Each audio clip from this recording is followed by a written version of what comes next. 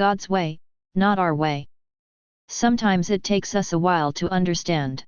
As I stood looking through the nursery window at our first son, I just accepted a normal birth and a healthy child was normal. 7 days later God would remind us that we shouldn't be so accepting, but grateful for His gifts. Danny developed what we thought was a cold. Betty, my wife, brought him to the doctor because he was having trouble breathing.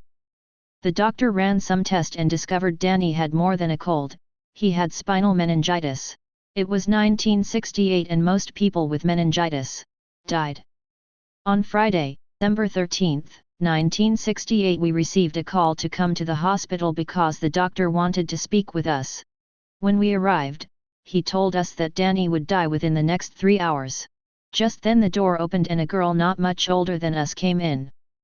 The doctor introduced her as Dr. Beverly Kern. Dr. Kern offered us some hope.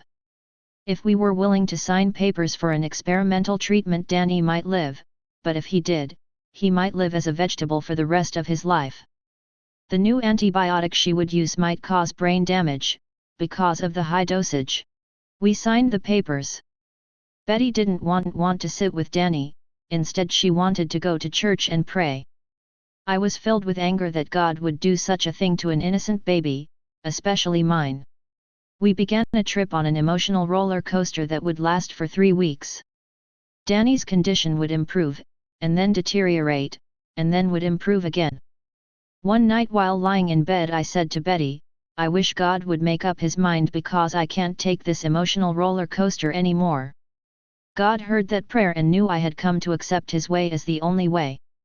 Danny was released from the hospital in January 1969 and seemed fine, but again none of the doctors thought he would graduate from college with a double major as he did in 1992. The lessons we learned.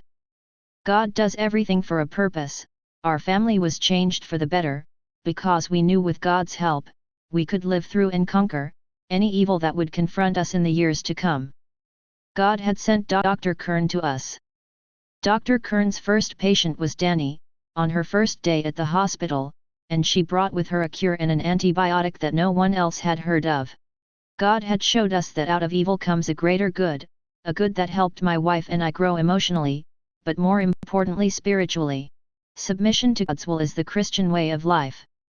God had taught us that His way, the divine way, has a plan and a purpose which far exceeds our human understanding. Trust in the Lord with all your heart, on your own intelligence rely not, in all your ways be mindful of Him, and He will make straight your paths. Be not wise in your own eyes. Fear the Lord, and turn away from evil, this will mean health for your flesh and vigor for your bones. Proverbs 3 verses 5-8.